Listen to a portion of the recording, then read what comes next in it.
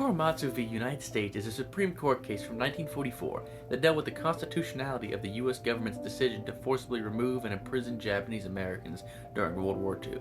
After the attack on Pearl Harbor, the government issued Executive Order 9066, which allowed the military to designate certain areas as exclusion zones and to relocate anyone they suspected might be a threat. Fred Korematsu challenged this order after he refused to leave his home, arguing that the government actions violated his constitutional rights. The Supreme Court, however, ruled against Korematsu, saying that the need to protect national security outweighed individual rights during wartime.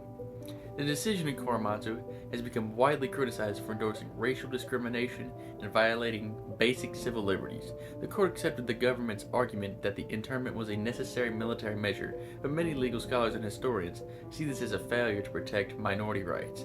It basically allowed the government to suspend constitutional protections based on race, which set a dangerous precedent.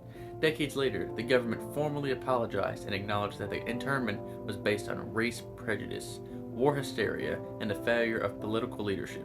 Despite its original ruling, Korematsu is now often cited as a cautionary example of how fear and racism can lead to grave injustices even under the law. It reminds us that constitutional rights need to be defended, especially during times of crisis when governments might try to justify discriminatory actions for security. The case serves as a warning that protecting civil liberties and human dignity must remain a priority no matter the pressures or fears facing a country.